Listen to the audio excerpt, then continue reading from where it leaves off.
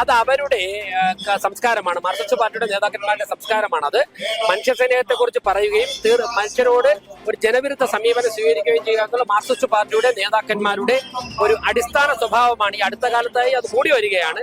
നിങ്ങളുടെ സമരത്തെ പരാജയപ്പെടുത്താൻ വേണ്ടി പലരും ശ്രമിച്ചപ്പോൾ, പലതരത്തിലും പരിഹസിച്ചപ്പോൾ, ഞങ്ങൾക്കൊക്കെ തന്നെ അവരോട് പരിഹാസമാണ് തോന്നിയത്. കാരണം AC റൂമിൽ നിന്നോ ചാനൽ മുറിയിൽ നിന്നോ പ്രവർത്തിക്കുന്നവരല്ല നിങ്ങൾ, മറിച്ച് ആശാ വർക്കർമാർ 266 ദിവസമായി കഷ്ടപ്പെട്ട് ഈ വെയിലത്തും മഴയത്തും പോരാടിയിട്ടുള്ള വിജയമാണ് ഇപ്പോൾ കരസ്ഥമാക്കിയിരിക്കുന്നത്. അപ്പോൾ ശരിക്കും മുഖ്യമന്ത്രിക്ക് കിട്ടിയ ഒരു തിരിച്ചടി തന്നെയായിരുന്നു, അല്ലെങ്കിൽ മുഖ്യമന്ത്രി ആശാ വർക്കർമാർക്ക് മുന്നിൽ മുട്ടുമടക്കി എന്ന് വേണം പറയാൻ. എന്താണ് ഈ ഒരു വിഷയത്തിൽ പറയാനുള്ളത്? നമുക്കിപ്പം സംസാരിക്കാനുള്ളത് VV രാജേഷ് ആണ്. അത് BJP നേതാവ് VV രാജേഷിന്റെ അടുത്ത് തന്നെ നമുക്ക് ചോദിക്കാം, എന്താണ് ഈ ഒരു വിഷയത്തിൽ സംസാരിക്കാനുള്ളതെന്ന്. ആരംഭിച്ച നാൾ മുതൽ തന്നെ അവരുടെ മാനസികമായി അവരെ തകർക്കാനും അവരുടെ സമരത്തിന്റെ വീര്യം കുറയ്ക്കാനും ഒക്കെ തന്നെ അവരെ പരിഹസിച്ചും ഭീഷണിപ്പെടുത്തിയും ഒക്കെ തന്നെ പല പരിശ്രമങ്ങളും നടത്തിയിരുന്നു. അതൊക്കെ തന്നെ തകർന്ന് അടിയുന്നതാണ് നമ്മൾ കണ്ടിട്ടുള്ളത്. തീർച്ചയായിട്ടും ഒരു പുതിയ സമര ചരിത്രം കേരളത്തിന്റെ രാഷ്ട്രീയ സാമൂഹ്യ പശ്ചാത്തലങ്ങൾ എഴുതി ചേർത്തിട്ടാണ് അവർ ഇന്ന് സെക്രട്ടേറിയറ്റിൽ നിന്നും തൽക്കാലത്തെ ഈ സമരം അവസാനിച്ചു പോകുന്നത്.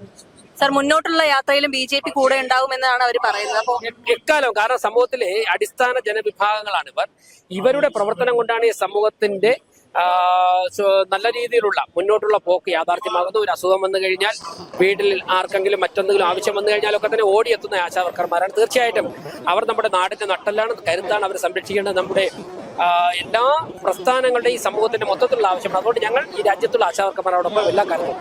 ബിന്ദു ഒക്കെ വളരെ മോശമായിട്ടുള്ള രീതിയിൽ ഇവർ നട്ടെല്ലില്ല, അങ്ങനെയുള്ള പല കാര്യങ്ങളും പറഞ്ഞിട്ട് സ്ത്രീകളാണ് ഇത് സമരം നടത്തുന്നുള്ള രീതിയിൽ വലിയ രീതിയിലുള്ള വിമർശനമാണ് ഒരു സ്ത്രീ തന്നെ. അത് അവരുടെ സംസ്കാരമാണ്. മാർക്സിസ്റ്റ് പാർട്ടിയുടെ നേതാക്കന്മാരുടെ സംസ്കാരമാണ്. അത് മനുഷ്യസ്നേഹത്തെ കുറിച്ച് പറയുകയും മനുഷ്യരോട് ഒരു ജനവിരുദ്ധ സമീപനം സ്വീകരിക്കുകയും ചെയ്യുക എന്നുള്ള മാർക്സിസ്റ്റ് പാർട്ടിയുടെ നേതാക്കന്മാരുടെ ഒരു അടിസ്ഥാന സ്വഭാവമാണ്. ഈ അടുത്ത കാലത്തായി അത് കൂടി വരികയാണ്. അതാണ് മന്ത്രി ബിന്ദുവിന്റെ സംസാരത്തിലൂടെ പ്രതിഫലിച്ചത്.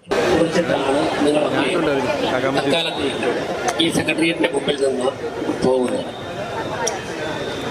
ഈ സമരം ആരംഭിച്ചപ്പോഴേക്കും സമരത്തെ പരാജയപ്പെടുത്തുവാൻ ഭീഷണിയുടെ രൂപത്തിലും പരിഹാസത്തിന്റെ രൂപത്തിലും ഒക്കെ തന്നെ നിങ്ങളുടെ ആത്മശക്തിയെ ഇല്ലാതാക്കുവാൻ വേണ്ടി പല തരത്തിലുള്ള പ്രചരണങ്ങളും പ്രവർത്തനങ്ങളും നടന്നിരുന്നു എന്ന് നമുക്കറിയാം. പക്ഷേ ജീവിതം തന്നെ ഒരു സമരമാക്കി മാറ്റി വിജയിച്ച് മുന്നേറുന്നവരുടെ മുൻപിൽ അത്തരത്തിലുള്ള ഭീഷണികളും പരിഹാസവും ഒക്കെ തന്നെ ചീട്ടുകൊട്ടാരം കൂടി തകർന്നരിയുന്ന കാഴ്ചയാണ് ലോകം കണ്ടത്. കേരളവും ഭാരതവുമല്ല ലോകം കണ്ടത് എന്നാണ് ഞാൻ പറയുന്നത്. തീർച്ചയായിട്ടും ഇത്തരത്തിലുള്ള സമരവും ഈ രാജ്യത്ത്, ഈ നാട്ടിൽ നടക്കാം എന്ന് നിങ്ങൾ കാട്ടിക്കൊടുത്തു. മറ്റൊന്ന്, ഓരോ സമയവും നിങ്ങളുടെ സമരത്തെ പരാജയപ്പെടുത്താൻ വേണ്ടി പലരും ശ്രമിച്ചപ്പോൾ, പലതരത്തിലും പരിഹസിച്ചപ്പോൾ, ഞങ്ങൾക്കൊക്കെ തന്നെ അവരോട് പരിഹാസമാണ് തോന്നിയത്. കാരണം AC റൂമിൽ നിന്നോ ചാനൽ മുറിയിൽ നിന്നോ പ്രവർത്തിക്കുന്നവരല്ല നിങ്ങൾ, മറിച്ച് മഴയായാലും വെയിലായാലും ഉറങ്ങാതെ പലരും ഉറങ്ങുമ്പോൾ നിങ്ങളുടെ ഉറക്കം നഷ്ടപ്പെടുത്തിക്കൊണ്ട് മാറ്റിവെച്ചുകൊണ്ട് നാടിനു വേണ്ടി അധ്വാനിക്കുന്നവരുടെ മുൻപിൽ ഓലപ്പാമ്പ് കാണ്ടി പേടിപ്പിച്ചിട്ട് യാതൊരു അർത്ഥവുമില്ല എന്ന് പറഞ്ഞ് ഉള്ളിൽ ചിരിക്കുകയായിരുന്നു ഞങ്ങളൊക്കെ തന്നെ. ഞങ്ങളെ കൊണ്ടൊക്കെ സാധിക്കുന്ന തരത്തിൽ ആശയഭിന്നതകളൊക്കെ തന്നെ മാറ്റിവെച്ചുകൊണ്ട് നമ്മുടെ പ്രിയപ്പെട്ട സഹോദരിമാരോട് ഈ സമരത്തോടൊക്കെ തന്നെ പരമാവധി ഞങ്ങൾക്ക് ഒപ്പം നിൽക്കുവാനും നിങ്ങളോടൊക്കെ സഹകരിക്കുവാനും സാധിച്ചിട്ടുണ്ട്. യാതൊരു പരിഗണനയും നൽകാതെ അശ്ലീലമൊക്കെ പറയുകയും ചെയ്തപ്പോ അതൊക്കെ കേട്ടിട്ട് അതൊക്കെ പറയുന്ന ആളുകളുടെ സംസ്കാരത്തിന് വിട്ടുകൊടുത്ത് അതിനോടൊന്നും ചാഞ്ചല്യപ്പെടാതെ ഞങ്ങൾ ഈ സമരമുഖത്ത് വന്ന് സമരം വിജയിപ്പിച്ചിട്ട് പോകുള്ളൂ, കണ്ണീർ വീഴ്ത്തി മടങ്ങില്ല. അനന്തപുരിയുടെ മണ്ണിൽ നിന്നും ഞങ്ങൾ വേതനം വർദ്ധിപ്പിച്ചുകൊണ്ട് തിരിച്ചു വീട്ടിൽ കയറുള്ളൂ എന്നൊരു പ്രതിജ്ഞ എടുത്തുകൊണ്ടാണ് ആ സമരം ആരംഭിച്ചത്.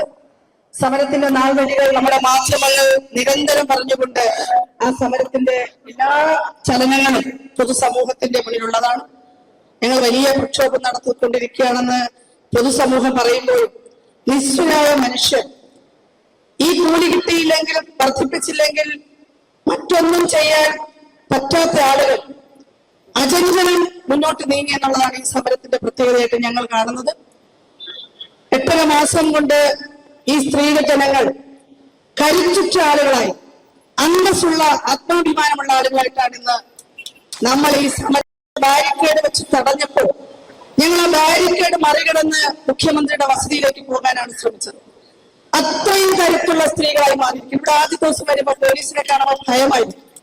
ഞങ്ങൾക്കിപ്പോ ഭയമില്ല.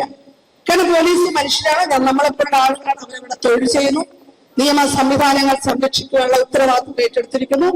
ആശാപ്രവർത്തകർ ആരോഗ്യ മേഖലയിൽ അടിസ്ഥാന ജോലി ചെയ്യുന്ന വിഭാഗപ്പെട്ട ആളുകൾ. ഈ ഒരു വ്യത്യാസമേ ഉള്ളൂ. അപ്പൊ അങ്ങനെ ചിന്തിക്കുവാനും മനസ്സിലാക്കുവാനും ഭയലേശമില്ലാതെ നമ്മൾക്ക് പ്രവർത്തിക്കുവാനും ഈ സമരമുഖത്ത് നമ്മൾ ഇന്ന് തൽക്കാലത്തേക്ക് നമ്മുടെ രാപ്പകൽ സമരം നമ്മൾ അവസാനിപ്പിക്കുക.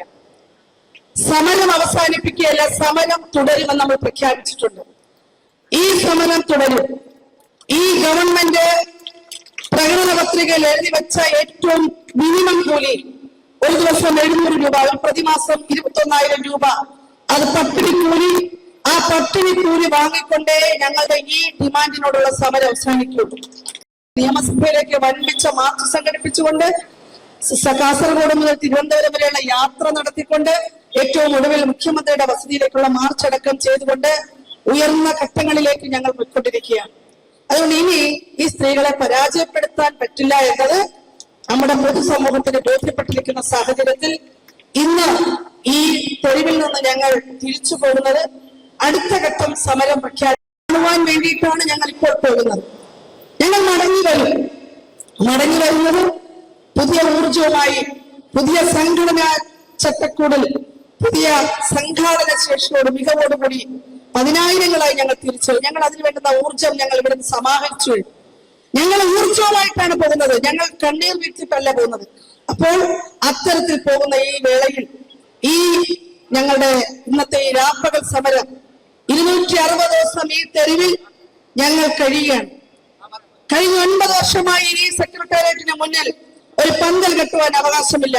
ഈ ബാരിക്കേഡിന്റെ അപ്പുറത്തേക്ക് പോലീസ് തോക്കുമായി, അതിനകത്ത് ഉണ്ട നിറച്ച് തോക്കുമായി നിൽപ്പുണ്ട്. ഈ സെക്രട്ടേറിയറ്റിലേക്ക് ഒരാൾക്ക് കടക്കാൻ പറ്റില്ല. ഈ തെരുവിൽ ഞങ്ങൾ ഇന്നിപ്പോൾ പന്തലിട്ടിരിക്കുകയാണ്. ചെറുതാണെങ്കിലും ഞങ്ങൾ ഒരു പന്തലിട്ടു, ഞങ്ങൾ സ്ത്രീകൾ പന്തൽ. ഇന്ന് ഉച്ചയ്ക്ക് ശേഷം ഞങ്ങൾ സ്ത്രീകൾ ഈ പന്തൽ ഇവിടെ നിന്ന് അഴിക്കും. ആ അഴിക്കുന്നത് നേരത്തെ സൂചിപ്പിച്ചതുപോലെ വലിയൊരു മടങ്ങി വരവിന് വേണ്ടിയിട്ടാണ്. അപ്പോ അത്രയും ത്യാഗതൃപ്തരമായ, ത്യാഗപൂർണമായിട്ടാണ് ഞങ്ങൾ ഈ സമരം നടത്തിയത്. അതുകൊണ്ട് ഈ സമരത്തെ ആർക്കും ചെറുതായി കാണിക്കാൻ പറ്റില്ല. ഒരു പത്രത്തിനും ഒരു സംഘടനയ്ക്കും ഞങ്ങളുടെ ഈ സമരത്തെ ചെറുതാക്കി കാണിക്കാൻ പറ്റാത്തവണ്ണം അത്രയേറെ അത് മാനസികമായ ഒരു കരുത്ത് തന്നെയാണ്. സൈബർ അറ്റാക്ക് കാര്യമായി നടക്കുന്നുണ്ട്, എല്ലാവർക്കും പറയാം. ഒരു ഇടവേളയ്ക്ക് ശേഷം കഴിഞ്ഞ 2 ദിവസമായി സൈബർ മേഖലയിൽ പണം കൊടുത്ത് കൂലി അടിമകളിൽ ഇരുന്നുകൊണ്ട് ഒരേ കാര്യം അസഭ്യം പുലമ്പിക്കൊണ്ടിരിക്കുകയാണ്. ഞങ്ങൾ അതിനെ അവജ്ഞയോടെ പുച്ഛിച്ചു തള്ളുകയാണ് എന്ന് മാത്രം പറഞ്ഞുകൊണ്ട് ഞാൻ കർത്തവ്യത്തിൽ കടക്കുന്നു. കടന്നു വരുന്ന ഒരു പ്രമുഖ സ്ഥാനം വഹിക്കുന്ന ശ്രീ വി ഡി സതീശൻ സാറിനെ, നമ്മുടെ ബഹുമാന്യനായ പ്രതിപക്ഷ നേതാവിനെ ഏവരുടെയും പേരിൽ ഞാൻ സ്വാഗതം ചെയ്യുന്നു. ഇവിടെ രാഹുൽ മാങ്കൂട്ടം MLA ഇവിടെ എത്തിയിട്ടുണ്ട്. അദ്ദേഹത്തെ നിങ്ങളുടെ ഏവരുടെയും പേരിൽ ഞാൻ സ്വാഗതം ചെയ്യുന്നു. അദ്ദേഹം വന്നപ്പോൾ തന്നെ നമ്മുടെ അച്ഛന്മാർക്ക് എല്ലാം വലിയ ആവേശമായിരുന്നു. നമ്മളെപ്പോഴും ഏത് പാതിരാത്രിയിലും നമ്മളോടൊപ്പം വരുന്ന ശ്രീമതി KK രമ MLA വളരെ സന്തോഷപൂർവ്വം എത്തിച്ചേർന്നിട്ടുണ്ട്. രമ മാഡത്തെ സ്വാഗതം ചെയ്യുന്നു. ശ്രീ K മുരളീധരൻ മുൻ MLA കൂടിയായ അദ്ദേഹം നമ്മുടെ നിരവധി പ്രതിഷേധ സദസ്സുകൾക്ക് വേണ്ടത്ര ഊർജ്ജം പകർന്നുകൊണ്ട് കേരളത്തിലെമ്പാടും പ്രവർത്തിച്ചുകൊണ്ടിരിക്കുന്ന അദ്ദേഹത്തെ ശ്രീ K മുരളീധരൻ ex-MLA സ്വാഗതം ചെയ്യുന്നു. ഇവിടെ ശ്രീ ജോസഫ് പുതുശ്ശേരി സാറ് പത്തനംതിട്ട ജില്ലയുടെ മുഴുവൻ പ്രതിഷേധ സദസ്സുകളും ഏറ്റെടുത്തുകൊണ്ട് പത്തനംതിട്ട ജില്ല മുഴുവൻ ഓടി നടന്ന് സദസ്സുകൾ സംഘടിപ്പിച്ചുകൊണ്ട് കേരളത്തിലെമ്പാടും എവിടെയൊക്കെ പോയി ഈ